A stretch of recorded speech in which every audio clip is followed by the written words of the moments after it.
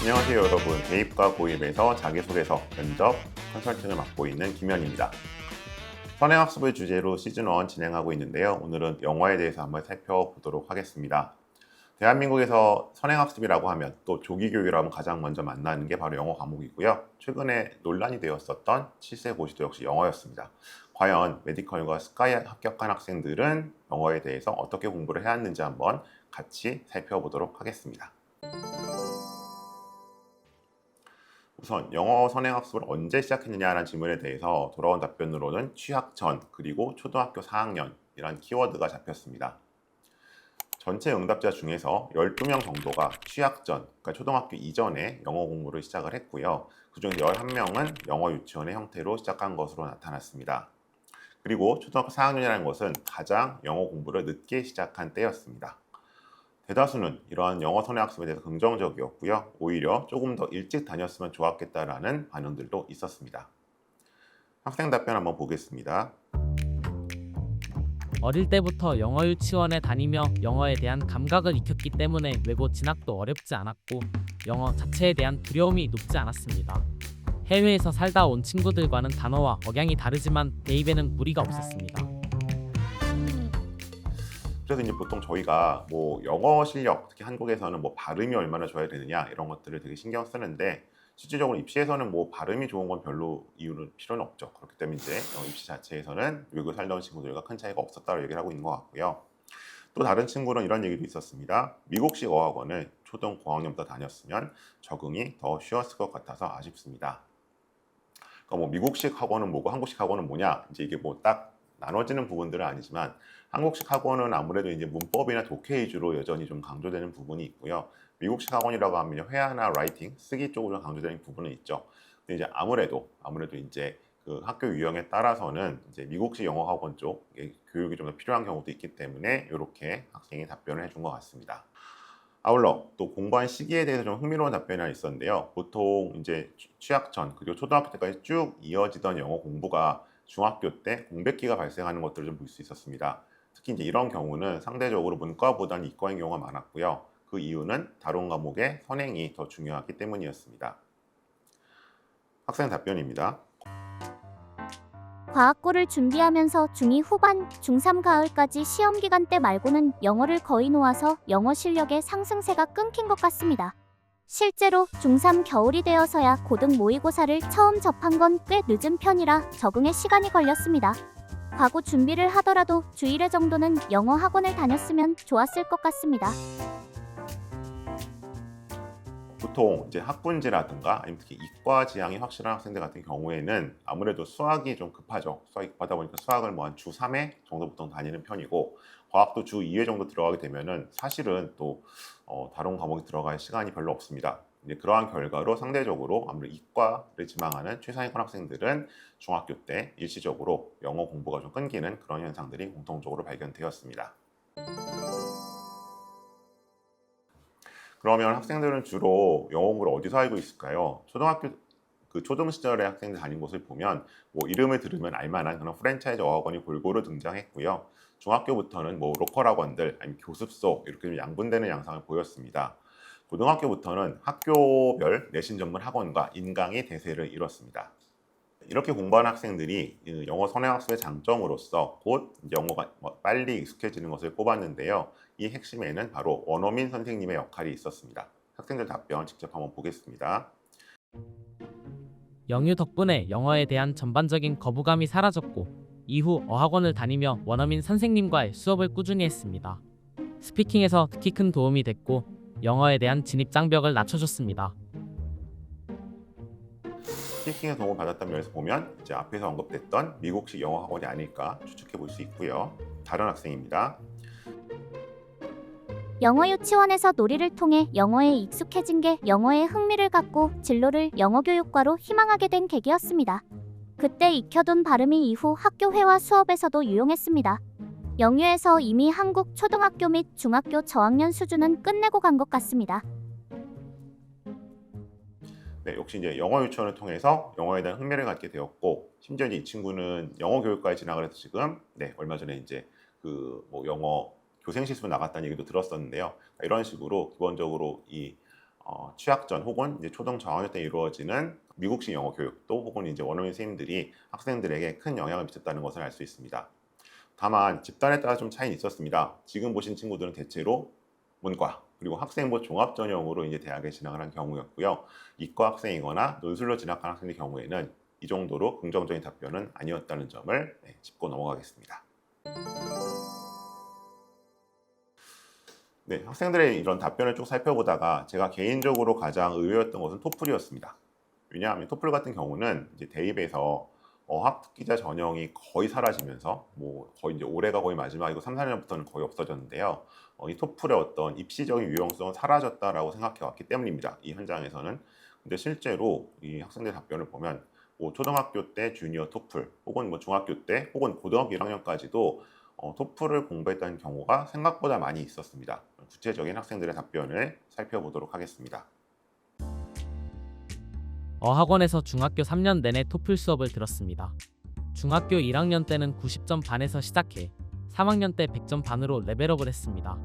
매주 정해진 범위만큼 단어를 외워서 시험을 보고 학원에서 정기적으로 토플 시험을 봤습니다. 네, 토플 시험은 지금 120점 만점입니다. 그래서 이제 보통 저희가 이제 유학 가는데 필요한 점수를 한 105점, 108점 이렇게 얘기하고요. 예전에 특기자 전형 있을 때는 110점은 넘어야 뭐 주요대학에 간다 이런 얘기를 했었습니다. 여전히 이 학생들이 중학교 때 뭐 90점 반, 100점 반 이런 데 했다는 얘기는 굉장히 열심히 그리고 상당한 성취도를 보이면서 토플 공부를 하고 있다라고 보시면 될 것 같습니다. 또 다른 어떤 학생들 답변입니다. 토플의 장문 독해가 수능에 유용했습니다. 또 탭스 단어와 문법이 수능 영어의 체감 난이도를 낮추는 데 도움이 됐습니다. 영어를 잘한다면 고1 방학 시기에 다녀보는 것을 추천합니다. 토플을 잠깐 설명을 드리면 토플은 이제 크게 4가지 영역을 측정을 하죠. 그래서 이제 소위 말해서 리딩 앤 컴프리헨션, 그러니까 소위 독해라고 저희가 부르는 부분이 있고요. 그다음에 리스닝의 부분이 있고 듣기라고 얘기하는 부분, 그 다음에 표현 영역으로서 스피킹과 라이팅, 그러니까 이제 말하기와 쓰기의 영역이 있습니다. 그 중에서 아무래도 이제 이 수능에 좀 직접적 도움이 되는 부분은 독해 부분이라고 이제 얘기를 하고 있고요. 이런 얘기를 과연 이게 믿을 만한 이야기인지, 정말 우리가 앞으로 수능 독해를 위해서 토플의 어떤 독해 부분을 공부해야 될지는 저희가 전문가 선생님께 한번 또 다시 여쭤보도록 하겠습니다.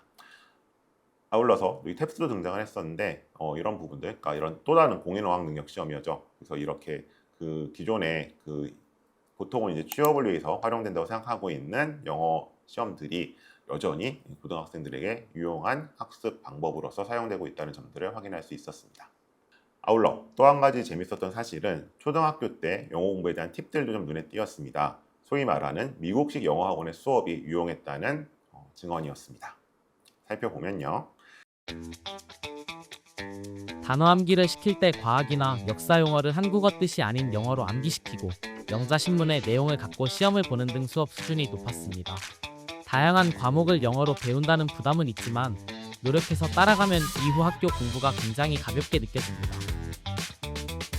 저희가 중고등학교 때도 그 영영 사전을 찾아라 뭐 이런 얘기들을 이제 예전에 선생님들이 하시잖아요. 이제 그것과 마찬가지로 아예 초등 때부터 처음에 단어를 외울 때 그 영어로 뜻을 외우라는 얘기고요.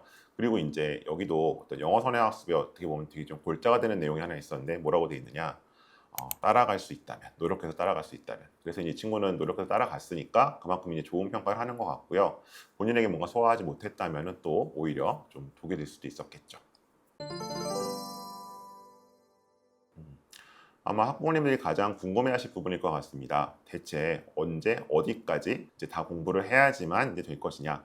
그래서 뭐 이제 보통 이 영어 같은 경우는 수학이랑 또 좀 다르죠. 수학은 뭐 이게 고1 과정이다, 이게 고1 과정 이렇게 진도가 정해져 있는데 영어는 그렇지 않기 때문인데요. 보통 이제 학생들이 물어보면 이렇게 수렴이 되는 것 같습니다. 중3 때 고3 수능 문제를 풀었을 때, 고3 수능 문제를 풀었을 때 1등급이 나오는 게 기준이다. 근데 여기서 좀 이제 알고 가셔야 되는 거는 영어 같은 경우는 절대 평가이기 때문에 90점만 넘으면 1등급 되는 겁니다. 그래서 이제 선행학습 어떤 저희가 정도라든지 적절한 수준을 이야기할 때 혹은 뭐 나름대로 좀 완성했다고 얘기할 때는 중3 때 고3 3년 앞서겠죠. 고3 수능 문제 풀었을 때 1등급이다 라는 얘기가 나왔었는데요. 실제로 한번 확인해 보도록 하겠습니다. 영어 조기 교육을 통해 중학교 2학년에서 3학년으로 진학하는 겨울방학에 수능 영어 1등급을 만들어 놓았습니다. 그 이후로는 수능 영어 책을 풀어본 적이 없습니다. 영유, 과외, 학원 등을 통해 차근차근 쌓아놓은 덕분이라고 생각합니다.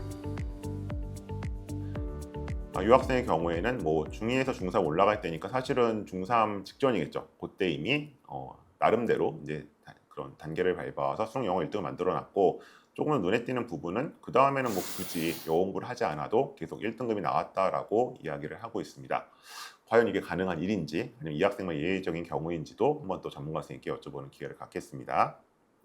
하지만 과연 이러한 이제 수능 영어 1등을 만드는 것이 정말 영유에서부터 꼭 출발해야 하는지에 대해서는 다른 생각들도 있었습니다. 학생 답변입니다.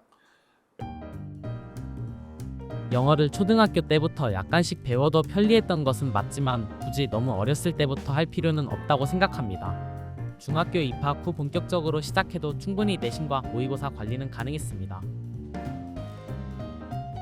네, 아무래도 영어 역시도 이제 학생별 차이는 나타날 것 같은데요. 이 답변 같은 경우에는 기본적으로 이제 이과 학생의 답변이기도 했고요. 그 다음에 여기 나온 것처럼 이제 어느 수준까지 과연 볼 것이냐, 그러니까 이제 그 내신 관리라든가 아니면 수능에서 1등급 정도를 맞고 가는데 들 것이냐, 아니면 그 이상의 뭔가 좀 더 퍼포먼스라든가 기대할 것이냐에 따라서 목표치는 좀 달라질 수 있을 것 같습니다. 하지만 역시 영어 공부에도 개인 차이는 있을 수 있다는 점을 확인할 수 있었습니다.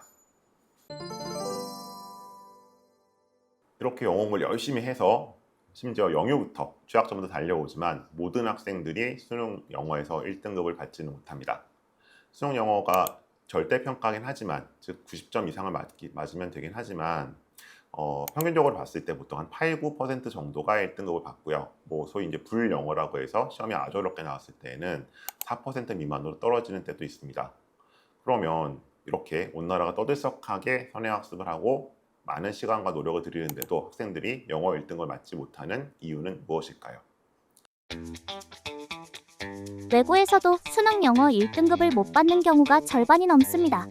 그 원인은 고2, 고3 때까지 내신에만 너무 집중한 나머지 수능 기출 분석이나 모의고사 분석을 소홀히 하기 때문입니다. 이러한 빈틈은 인강으로 채울 수 있습니다. 땡땡땡 선생님의 파이널, 실무, 단어 강의를 수강하며 감각을 다듬었습니다.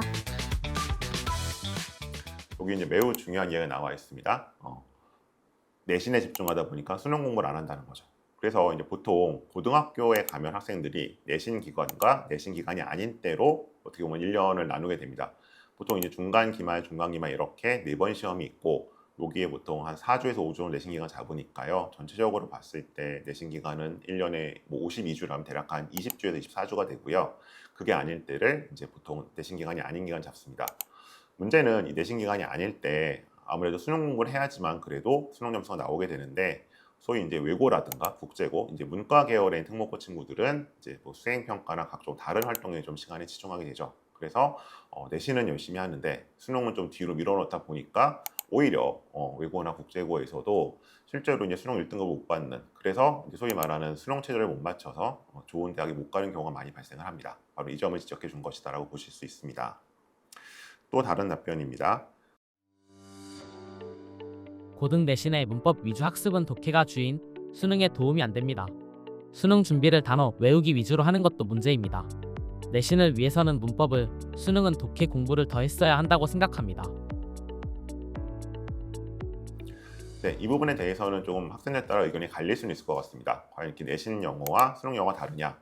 실제로 이제 내신 같은 경우는 고등학교별로 조금 차이는 있습니다. 그래서 대체로 이제 이런 내신의 변별력을 좀 가져야 되는 학군지 학교에서는 보통 이제 이런 문법적인 내용을 좀 더 많이 내게 되죠. 그래서 이제 변별하려는 건데요. 이제 그러다 보니까 아무래도 아까 보셨던 것처럼 또 장문 독해 같은 게 좀 중요할 수 있는 수능과 좀 다르다라고 이야기를 해주고 있습니다. 그래서 역시 이런 부분 역시 두 가지를 병행해야지만 고득점이 가능하다라고 결론을 내릴 수 있습니다. 한편 미국식 영어 공부를 했던 친구들, 이제 미국식 영어 공부랑 여기서 이제 회화나 아무래도 이제 쓰기 위주겠죠. 이런 친구들은 한국식 문법, 아무래도 전통적인 영어 공부 방법이겠죠. 어른들이 했었던 이것이 더 필요했다라는 아쉬움도 이야기를 하고 있습니다. 같이 보죠. 실질적인 입시에서는 한국식 영어 교육의 영향력이 높기 때문에 시간 투자를 조정할 필요가 있을 것 같습니다. 특히 외고 내신의 문법이 까다롭기 때문에 중학교부터는 단기간에 암기식 학습도 중요합니다. 그래서 여기서는 소위 말해서 뭐 미국식 어학원 혹은 미국식 영어 공부의 약간 명암, 장단점을 볼 수 있는 것 같습니다. 뭔가 영어에 익숙해지고 친해지는 데는 분명 유용하지만 한국에서는 아무래도 시험 영어에 있어서는 좀 불리한 점이 있기 때문에 그런 점을 위해서는 전통적인 어떤 부분들, 문법 위주의 공부가 더 필요하다라고 선배들이 조언을 해주고 있습니다.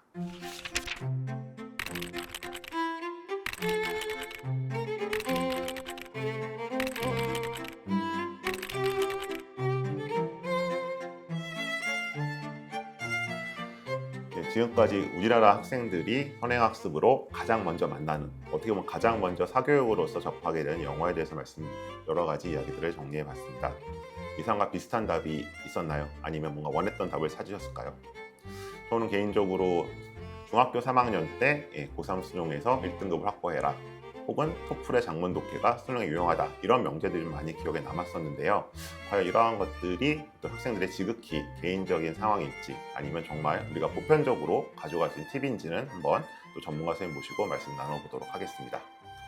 네, 이상으로 저희 스카이와 메디컬 학생들이 들어본 선행학습, 영어에 관련된 이야기는 마치도록 하겠습니다. 고맙습니다.